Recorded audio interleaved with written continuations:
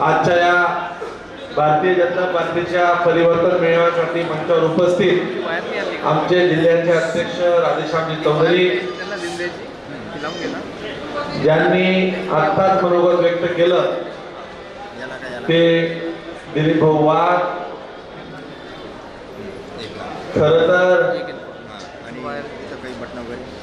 त्यांना आपण गेल्या अनेक वर्षापासून ज्यांनी या मतदारसंघाचं प्रतिनिधित्व केलं त्या परिवाराचा वारसा चालवणाऱ्या आमच्या भगिनी वैशालीताई सूर्यवंशी, माझे मित्र अमोलभाऊ शिंदे, सहकार क्षेत्रात अनेक वर्षापासून काम करणारे आपले प्रताप नाना, संजू नाना वाघ, सतीश भाऊ शिंदे, अमोल नाना पाटील, माझ्या सोबत आलेले कृषी उत्पन्न बाजार समितीचे माजी सभापती कपिल दादा, पंचायत समितीचे माजी सभापती संजय तात्या, गोविंद भाऊ शेलार, श्यामदादा भोसले, योजनाताई पाटील,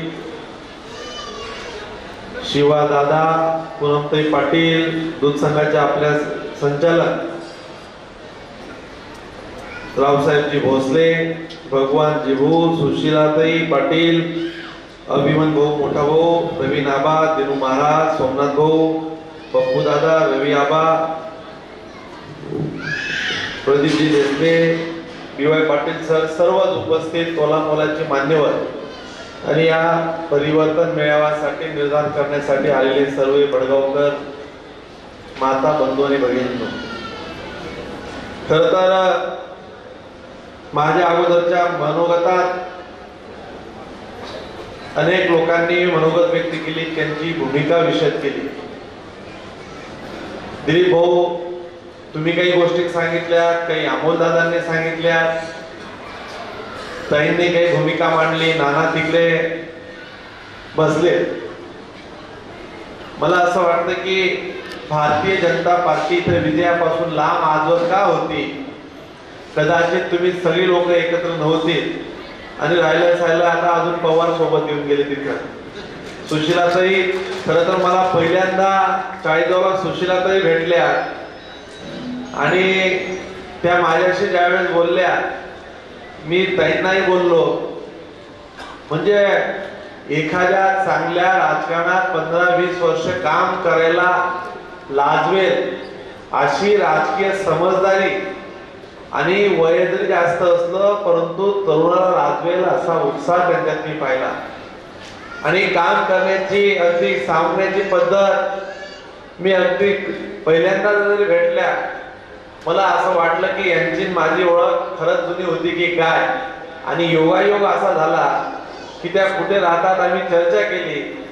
दिलीप भाऊ, सुशीलाताई, मी कधीचे ओळखीचे माहिती का तुम्हाला? आमचे इथं विक्रम काका म्हणून पोलीस आमचे माझे वडिलांचे सख्खे काका इथं असायचे आणि ते भडगावला त्यांच्या थिएटरच्या त्या जागेतच ते भाडे करून राहायचे. म्हणजे सुशीलाताईचे आम्ही कधी काळी भाडे करून राहिलेलो आहोत. आणि लहानपणी मी इथं म्हणजे 9वी-10वीलाही इथं 10वीच्या वॅकेशन समर वॅकेशनला मी इथं होतो. मला त्यावेळेचा काही चेहरा फार लक्षात राहिला नाही. साधारणतः 1999ला मी 2000ला इथं क्लासेससाठी इथं राहिलो होतो आणि नंतर माझ्या लक्षात आलं की या त्याच सुशीलाताई आहे की ज्यांना लहानपणी आपण पाहिलं. खरं तर एक चांगला योगायोग त्या माध्यमातूनही जुळून आला की तुमचं तर सगळ्यांचे संबंध आहेत परंतु ताई माझे 25 वर्षापासून सुशीलाताईशी संबंध असल्यामुळे त्या गोष्टीचा एक मनापासून आनंद वाटला की या परिवाराला राजकारणाच्या माध्यमातून पुन्हा एकदा नवीन भेटण्याची संधी मला इथे मिळाली. खरं तर दिलीप भाऊंनी काही सांगितलं, बऱ्याच आम्ही मुद्दे पाहिले. बघा मी कायम भाषणात सांगत असतो तुम्ही काही असा काही लांब ना मानचे नाही शेत, मी काही चाटा मारी करून काही बाजूले शेत, मी काय शे कोण काय शे हे तुम्हाला सांगण्याची गरज नाहीये. म्हणजे सगळी भूमिका तुम्हाला माहिती आहे.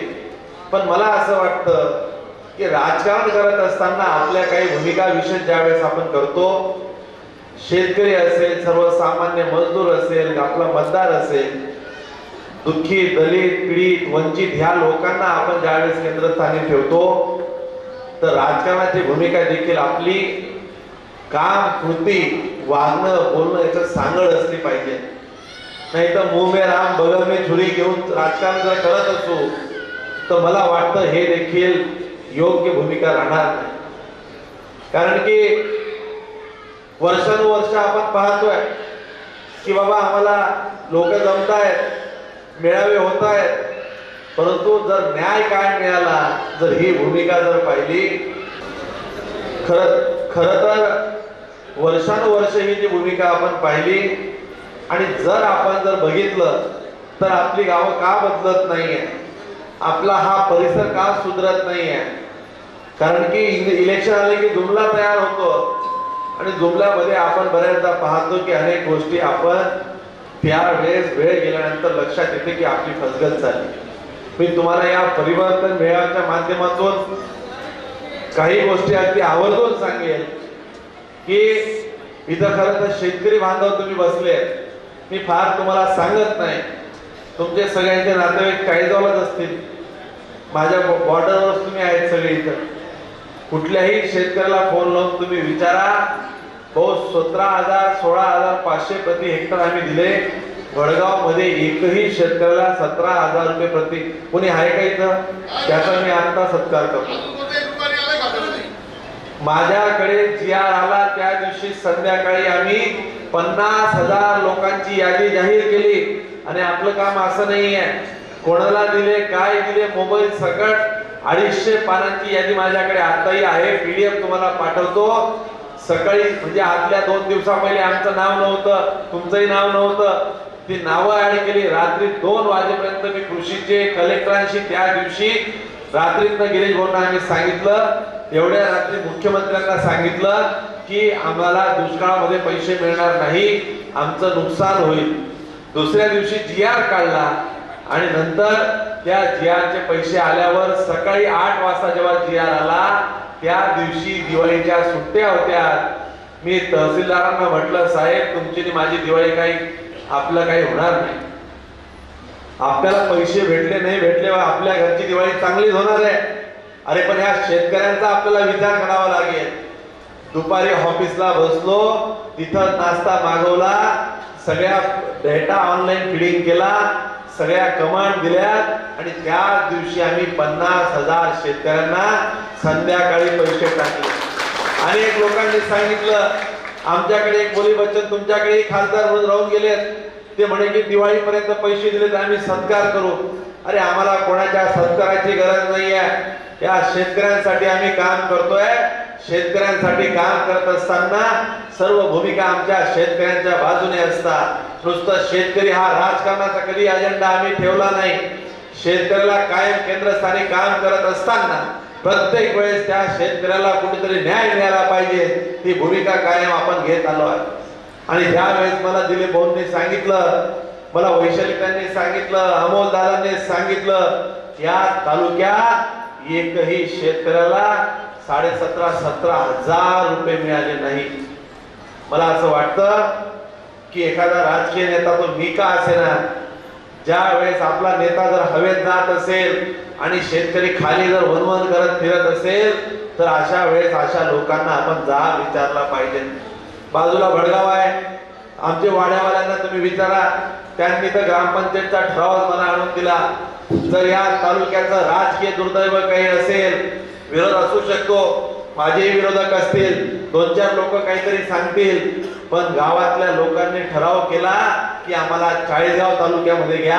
आणि जर एखाद्या राजकारणामध्ये एक वाड्यावाले भेटले, ते पण कपिलदाच्या वाढदिवसाला परत घरी येऊन मला भेटले, म्हणजे भाऊ या तालुक्यातले लोक म्हणताय की आम्हाला या तालुक्यात राहायचं नाहीये, हे राजकीय दुर्दैव या तालुक्याचं आहे की या लोकांना या तालुक्यातल्या नेतृत्वाकडनं न्याय मिळत नाहीये, शेतकऱ्यांना न्याय मिळत नाहीये, ते तालुक्याचं दुर्दैव आहे. आणि इलेक्शन लढताना मग काय करायचं, ज्यावेळेस निवडणुका येतात आम्ही बघितलं, खरं तर मला इथलं कळालं तर मी देखील विचार केला की अरे बाबा गल्ली गल्लीतल्या पोराला माहिती आहे, म्हणजे ज्या पद्धतीने सांगितलेली काही रस्ते तर म्हणजे ट्रॅक्टर चालले जातील, असा बेसुमार धंदा व्यवसाय रेती म्हणजे गुटखा गांजा सत्ता पटका मटका वाली लोक आहे. म्हणजे मला एक कळत नाहीये तुम्ही हे राजकारण आपल्याला कुठल्या वळणावर नेऊन जायचं आहे. ठीक आहे, आज आम्ही विरोधात आहे, पुन्हा उद्या कोणीतरी सोबत देईल, कोणीतरी विरोधक राहील, राजकारण सोडून द्या. अरे पण उद्याच्या पिढ्या आम्हाला घडवायच्या आहे, उद्याचा आम्हाला विचार आमचा भविष्याचा करायचा आहे. कसल्या पद्धतीचं हे राजकारण या तालुक्यात चाललंय. जरूर काही भडगाव तालुका हा कोण्या रेतीवाल्यानं जर तुम्ही चालवायला दिला असेल की बाबा तुला काय लुटायचं लूट, तू लोक निवडून आण, गुंडगिरी कर, हुकुमशाही कर, झुंडशाही कर, फक्त पैसे लाव आणि लोक निवडून आण. मला असं वाटतं की उद्याची काळ जेव्हा तुम्हाला विचारेल तर तुमच्या मनामध्ये देखील वाईट वाटेल की ज्या वेळेस तुम्हाला माझे शब्द लक्षात येतील की अरे हा चाळीसगावचा आमदार कधीतरी बोलायचा. उद्या जर परिस्थिती हाताबाहेर गेली तर तुम्ही राजकीय लोकांना जबाबदार धरू नका, या परिस्थितीला तुम्ही जबाबदार राहणार आहे. उद्याचं चित्र मला दिसतंय. दिलीप भाऊ तुम्हाला फार सांगत नाही, माझ्या तालुक्यात तुम्ही माझ्या बाजूलाही विचारा. मी एके दिवशी रात्री 11:30 जळगावहून येत होतो आणि भडगावच्या पुढे एक रस्ता आहे मधून. रात्री आम्ही गाडी जिथं अडवली तो डायरेक्ट इतका जोरात आला आणि माझी गाडी त्याच्यावर आदळायची वेळ आली. रवी बाबा नावाचा माझा ड्रायव्हर, मी तुम्हाला सांगतो, मी मरता मरता ती गाडी धडकली असती, आमच्या गाडीचा ऍक्सिडेंट झाला असता. मी गाडी तिथं थांबवली आणि गाडी थांबवल्यानंतर मी म्हटलं की बाबा तू बघ आजूबाजूला, रेती त्यामध्ये होती. मी म्हटलं गाडी थांबव. मी भडगाव पोलीस स्टेशनला फोन केला. पोलीस बी इतके हुशार की त्यांनी पहिले त्या रेतीवाल्याला निरोप दिला. पोलीस यायच्या पहिले रेतीवाला तिथं हजर, माझ्या हातापाया पडायला लागला की चूक झाली, त्याचं लक्ष नसेल. अरे ठीक आहे, आमची गाडी चांगली होती, ब्रेक टाकलेले, अरे एखादा माणूस चिरडला गेला असता. नशेमध्ये तुझा ड्रायव्हर हा गाडी चालवतोय, ते काय लावलंय. रात्री त्यांनी चाळीसगावच्या आमच्या कार्यकर्त्यांना एवढ्या रात्री संपर्क साधला आणि सांगितलं की मंगेश दादाला तुम्ही काही करून शांत करा. माझ्यासोबत कपिल दादा तुम्ही रात्री गाडीत होते. मी असे खयाली पुलाव सांगत नाही, त्यांनाही ही गोष्ट माहिती आहे. आणि एवढ्या रात्री मी तुम्हाला सांगतो, त्यांनी ती गाडी सोडण्यासाठी गयावया केल्या. माझं जेवण बाकी होतं. पुन्हा तशीच गाडी आम्ही चाळीसगाव तालुक्यात पकडली आणि तिथं पोलिसात गुन्हा दाखल करावा लागला. हे यासाठी तुम्हाला मी इथं सांगायला आलो आहे. राजकारण होत राहील, काही राजकारणात कोणी शत्रू कोणी मित्र या होत राहतात, परंतु या शहराची आता सर्वांगीण विकासाकडे आपल्याला न्यायचं असेल तर ही सर्वांना ही विचार करण्याची वेळ या अनुषंगाने आली आहे. आपण हे शहर कोणाच्या हातात द्यायचं आहे, हे शहराचं नेतृत्व कोण करणार आहे. भडगावचं आणि माझं तर खरं तर आमचा बराचसा काळ या मतदारसंघाशी जोडला गेला होता. इथं खरं तर आम्ही राजकारणात लहानपणी ऐकायचो की या तालुक्यामध्ये एक नेता असा होऊन गेला की ते जोडे काढायचे. म्हणजे ओंकार अप्पांना आपण पाहिलंय, जोडे काढणारा नेता म्हणून आपण त्यांना पाहिलंय. दिलीप भाऊ तुम्ही कधीतरी लक्षात राहू द्या, तुम्ही वाघ आहे आणि टायगर भी जिंदा आहे. अरे आप्पांचा दरारा होता, आवाज दिला तरी लोक थांबून जायचे. एक जर कधी सभागृहात कधी एक मोठा आवाज केला तर सगळे शांततेने ऐकायचे. तो का आपल्याला पुन्हा या गावात या दोन्ही तालुक्यांमध्ये पुन्हा सुरू करायचा आहे. आरो तात्यांना तुम्ही राजकारणात जाऊन पाहिलंय, एक सगळ्यांना सोबत घेऊन चालण्याची भूमिका घेणारा नेता म्हणून आपण त्यांना पाहिलंय. एक विकासाचं ज्या पद्धतीने त्यांनी काम उभं केलं, होला हो म्हणायचं, नाहीला नाही म्हणायचं, अशा स्वभावाचा नेता म्हणून तुम्ही तात्यांना पाहिलाय. अलीकडच्या काळात माझा सहकारी अमोल दादा असेल, ताई असतील, यांना तुम्ही काम करताना पाहताय. ही काम करणारी सगळी भारतीय जनता पार्टी म्हणजे ही काय प्रायव्हेट लिमिटेड कंपनी नाही आहे. यामध्ये कार्यकर्त्यांच्या जीवावर उभी असलेली ही पार्टी आहे. ही सगळी माणसं आज आमच्या सोबत आहेत. नाना आहेत, पवार आमचे, खरं तर माझं प्रशांत पवारांचं देखील असंच जुनं ऋणानुबंध आहे. मी प्रशांत पवारांच्या इथं सुरुवातीला वाहन विक्रीचा व्यवसाय असताना मी भडगावला त्यांच्या शोरूमवर कायम यायचो आणि ही सगळी अशी चांगली माणसं, बरीचशी मंचावर बसलेली माणसं आहे. आणि या सगळ्या माणसांना घेऊन एक शाश्वत या शहराचं राजकारण करूया. आणि कोणी म्हणतं की या गावात गुंडगिरी आहे, या गावात दादागिरी आहे. कसली चिंता करू नका. माझा नंबर घेऊन ठेवा, माझा ऑफिसचा नंबर घेऊन ठेवा, आमच्या सोबत राहणारा 2-4 सहकार्यांचा नंबर घेऊन ठेवा. हे भडगाव माझ्यासाठी काही लांब नाहीये, येण्या जाण्याचा रस्ता माझा हाच आहे. आवाज द्या. त्या दिवशी मंगेश चव्हाण इथं हजर आहे. कुठल्या दादाची हिंमत नाहीये की या गावामध्ये माणसा सहकार्यांना त्रास देईल, वेड्या वाकड्यात जाईल. काय झालं असेल ते जाऊ द्या भाऊ. मी तुम्हाला सांगतो, सगळ्या माझ्या तालुक्यातल्या तुम्ही पुण्यातल्या छोट्यातल्या छोट्या माणसाला विचारा. मंगेश दादाने कधी एकदा सांगितलं तर तो कायम त्या गोष्टी पाळत असतो. अरे आपण या तालुक्यामध्ये कधी तुम्हाला अडचण येऊ द्या, अर्ध्या रात्री मला आवाज द्या. आणि मी ठरवलंय, मी खरं तर मैत्री पाळत होतो भाऊ. मी तुम्हाला आज खरं सांगतो, मी अमोल शिंदेचंही काम केलं नाही, ताईला सुद्धा मी मदत केली नाही, तुम्हाला देखील मदत केली नाही. फक्त मैत्रीची भूमिका पार पाडू, मित्र पक्षाची भूमिका पार पाडू. पण ज्या वेळेस माझ्या मित्राच्या लक्षात आलं, माझ्या तालुक्यातल्या लोकांनी सांगितलं की राजपूत समाजाच्या यांनी बैठका घेतल्या आणि समाजाच्या लोकांना सांगितलं की तुम्हाला एक व्हावं लागेल. आमदार माझ्या तालुक्यात मला त्रास देऊ शकतो, इथं तुम्ही आमदारला थांबवा. मला जर सर्वात पहिले, मी जात पात कधी पाळत नाही, तुम्ही माझ्या तालुक्यात कोणालाही विचारा, माझ्या सोबतच्या लोकांना 10, 50, 100 तुम्हाला कोणीही सांगेल कधी आमदारने जातीपातीचं राजकारण केलं का. माझ्या डोक्यात घेत किंचितही कधी आलं नाही. दिलीप भाऊ तर माझ्या कुठले नात्यात असतील, काय असतील, आम्ही हा विचार केला नाही. मी आपणसाठी जाहीर प्रचारात आलो. जाहीर आम्ही उंबरखेडला सभा घेऊन सांगितलं की तुम्ही सगळे शिक्षक लोक ही भडगाव पाचोरामध्ये लक्ष घाला, आपल्याला मदतीची गरज आहे. अरे हा मदत करणारा मित्र म्हणून कायम तुमच्या सोबत राहिला, युती धर्म पाळायची भूमिका घेतली.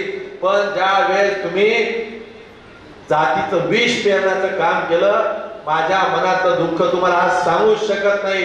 रात्रभर मी अस्वस्थ राहिलो की हा विचार तरी एखाद्या नेत्याच्या मनात कसा येऊ शकतो. अरे जातीपातीचं राजकारण कधीही शाश्वत राहू शकत नाही. हे राजकारण कधी कोणीही टिकवू शकत नाही. सर्वांना सोबत घेऊन चालणारी माणसं राजकारणात, समाजकारणात मोठे होतात. तात्यांना जय पाहिला, आपण जय पराजय पाहिले, अनेक लोकांनी राजकारण केलं. परंतु एका वेगळ्या वळणावर राजकारण जर कोणी नेत असेल तर अशा लोकांना देखील आपण वेळेस थांबवलं पाहिजे. आणि होय, मी पण ठरवलंय, जर अशा पद्धतीने जर राजकारणात जर काही प्रवृत्ती पुढे येत असतील, एक वेगळं विष पेरण्याचं काम करत असतील तर हे विष थांबवलंच पाहिजे. काही चुकीच्या प्रवृत्ती या शहरामध्ये पुढे करून गुंडशाही जर वाढत असेल तर या गुंडशाहीला उत्तर देण्याचं काम आपण केलंच पाहिजे. आणि ती स्पष्ट भूमिका घेऊन येण्याची भूमिका घेऊन आम्ही ठरवलंय. सगळ्यांनी आपण जर ठरवलंय तर या शहराला एक चांगली भूमिका आपण देऊ शकतो. या शहराची अनेक वर्षापासूनच्या अनेक मागण्या बाकी आहे. आणि मी तुम्हाला सांगतो की माझं तुम्ही लक्षात ठेवा, मी तुम्हाला 3-4 मागण्यांची जबाबदारी मी घेतो. आणि जर जबाबदारी पूर्ण झाली नाही तर माझ्या विधानसभेला तुम्ही सगळ्यांनी तिथे येऊन माझा विरोधात प्रचार करायचा. अरे जातीपातीचं राजकारणाचं काय सांगता, कामावर चर्चा करू. या भडगाव तालुक्यातल्या पिढींची कामं आम्ही हातात घेतली आहे. वर्षभरात इथले तुमची तांदळवाडी असेल, पिंपरी असेल, ही खालची कसगाव पर्यंतची गावं, इथं पिढींनी मी 18-20 गावांना त्याच्यामध्ये पाणी दिलंय. त्या गावांची योजना प्रामुख्याने मी लक्ष घालून त्यामध्ये आता आम्ही पुढे जायचं ठरवलंय. गेल्या वर्षांपासून तुम्ही बलून बंधारे ऐकताय, त्या बलून बंधाऱ्यामध्ये सन्माननीय गिरीश भाऊ आम्ही लक्ष घालायचं ठरवलंय. त्याची आता नवीन ती काय सुप्रमाहिती मी करतोय. आणि आज तुम्हाला जाहीर शब्द देऊन चाललोय, 7च्या 7 बलून बंधारे आपण रद्द करून नवीन तिथं बंधारे आता आणायचे आणि या 4 वर्षाच्या आत ते बंधारे संपवायचं. ते जाहीर आम्ही वचन तुम्हाला मी इथं घेऊन चाललोय. आणि कामावर बोललं पाहिजे, विकासावर चर्चा केली पाहिजे. त्यावर कधीही कोणी बोलत नाहीये. कधीतरी चाळीसगावला येऊन पहा, मी एकदा बोललो, त्यावेळेस माझं वय होतं राजकारणाचं सत्तेचं 30 महिन्याचं. मी 30 महिन्यात काय बदल केला हे मी तुम्हाला सांगत नाहीये. माझ्या तालुक्यात एकदा येऊन पहावं. गाडीचं भाडं मी द्यायला तयार आहे. माझी प्रशासकीय व्यवस्था पहा. जिल्ह्याच्या सर्व व्यवस्था जर आज जर महाराष्ट्रात जर कमी काळात जर कुठे उभ्या राहत असतील तर चाळीसगाव शहरामध्ये त्या प्रशासकीय व्यवस्था मी उभ्या करतोय. ऍडिशनल कलेक्टर आणतोय, ऍडिशनल एसपी तिथं बसणार.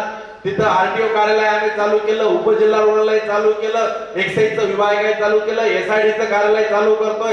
एक ना अनेक व्यवस्था त्या जिल्ह्याच्या दिशेने वाटचाल करण्याची भूमिका आम्ही चाळीसगावला घेतोय. आणि तुम्हाला आज सांगून चाललोय, भडगावला उद्या चाळीसगावला सगळ्या गोष्टींसाठी यावं लागणार, बऱ्याच गोष्टींसाठी. आणि एक आज तुम्हाला सांगतो, तुमचं कलेक्टर ऑफिसचं कार्यालय तिकडे जोडलं गेलं, कुठल्या प्रशासकीय व्यवस्था मी तिकडे जोडल्या. माझ्या तालुक्यावर जे मी प्रेम करतो त्यापेक्षा जास्त प्रेम या भडगावकरांवर प्रेम करेल. तुम्ही चिंताच करू नका. बळगावला माणूस कोणी अर्ध्या रात्री आला तर अर्ध्या रात्री मंगेश चव्हाण नावाचा व्यक्ती तुमच्यासाठी तिथं उभा राहील. तुम्ही ती चिंताच करू नका. त्यासाठी मी कायम तुमच्या सोबत राहणार आहे. राजकारणाच्या पलीकडे जाऊन येणाऱ्या या सार्वत्रिक निवडणुकीमध्ये आपल्याला कमळ या निशाणीवर सगळ्यांनी एकत्र राहायचं आहे.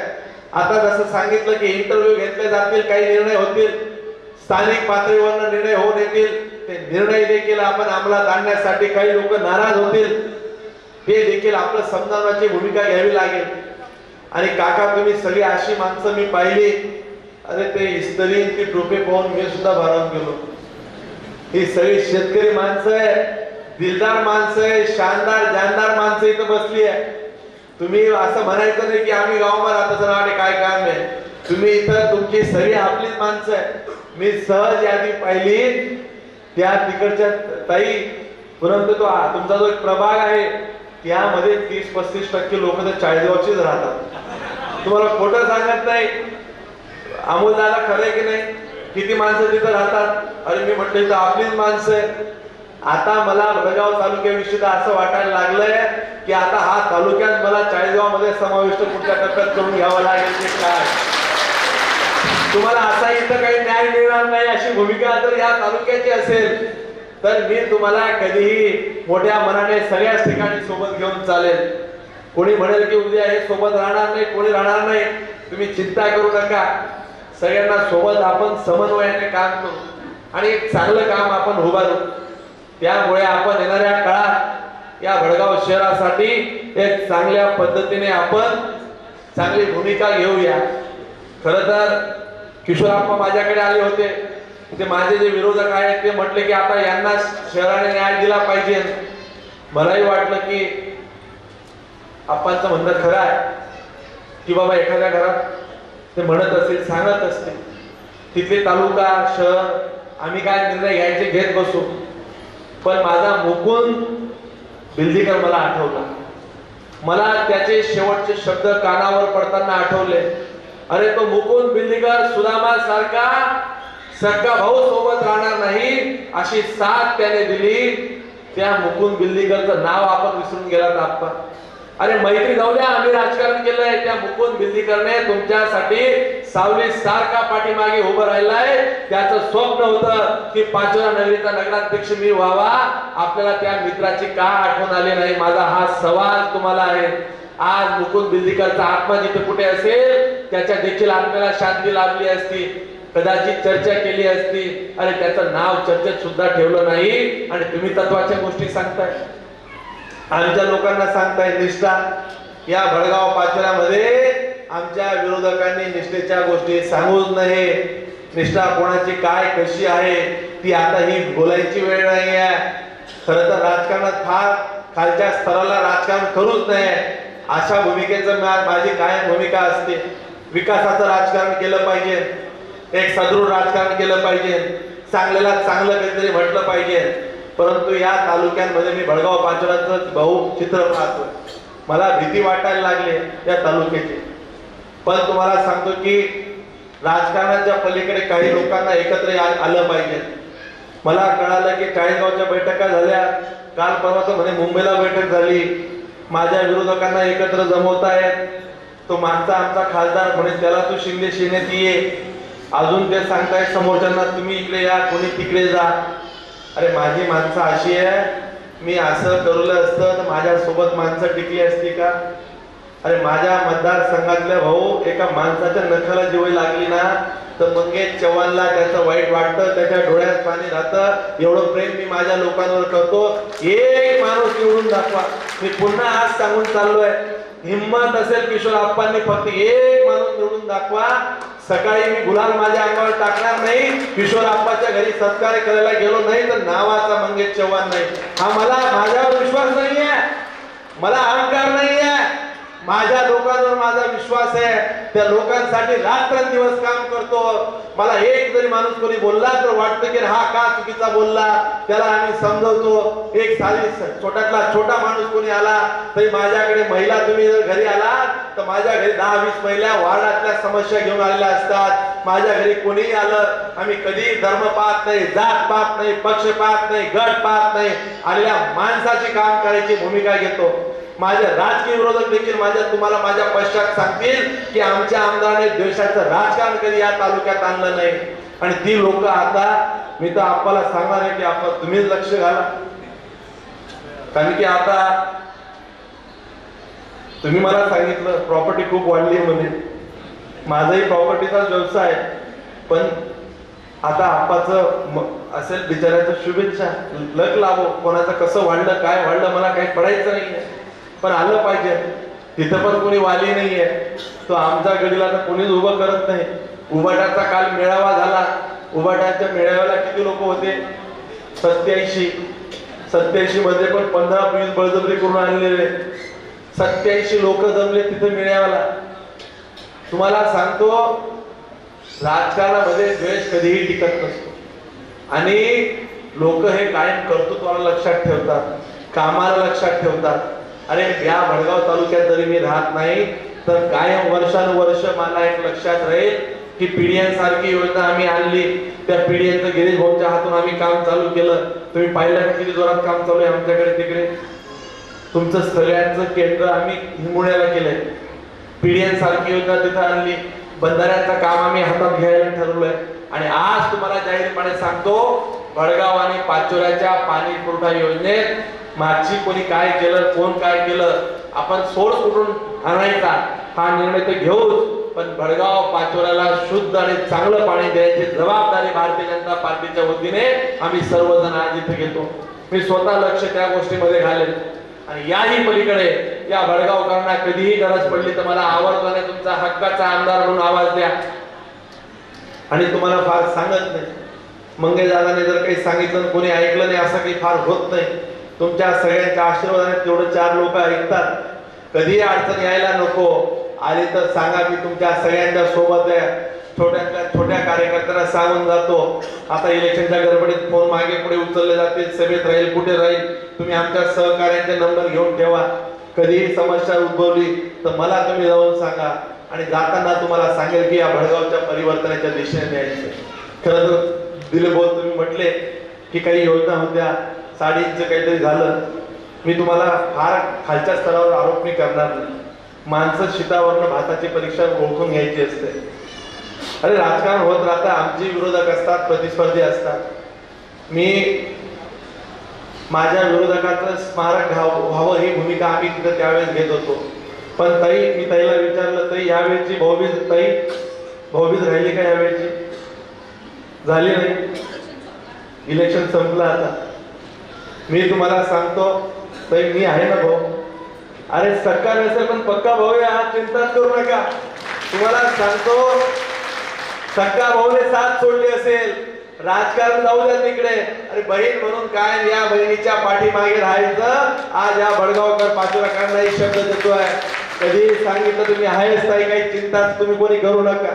आपण सगळ्यांनी येणाऱ्या काळात फक्त एक संघ राहा आणि वैयक्तिक तुम्ही वार्ड जबाबदारी घ्या। भडगाव तालुक्यातले काही लोक असतील त्यांनी लक्ष घाला। काका तुम्ही सगळेजण, तुमची जबाबदारी आहे सगळ्यांची की म्हणायचं नाही की आज मेळावा झाला आम्ही चाललो, तुम्हाला लक्ष घालावं लागेल, उमेदवार ठरवतील। तरुण मित्रांना पण माझं सांगणं आहे, मला अजून गरज पडली तर मी इथे येईल। आपण सगळ्यांनी या भडगाव तालुक्याच्या सर्वांगीण दृष्टिकोनातून आपण लक्ष घालूया। आपण आज खरं तर इतक्या मोठ्या संख्येने 2:30 वाजलेत, आता मी खूप जास्त वेळ काही घेणार नाही, पुन्हा कधीतरी तुमच्या समोर भूमिका मांडायला येईलच। पुन्हा तुम्हा सगळ्यांना मनापासून मी शुभेच्छा देतो की आपण एवढ्या मोठ्या संख्येने आला आणि पुन्हा आपण एकदा विजयाचा रथ घेऊन इथं सगळ्यांनी एकत्र जमूया। भडगावच्या नगर परिषदेवर भारतीय जनता पार्टी आणि जे सर्व सोबत लोक आहेत या कमळ या चिन्हाला सगळ्यांनी लक्ष ठेवूया, एवढं सांगतो। धन्यवाद। जय हिंद, जय महाराष्ट्र।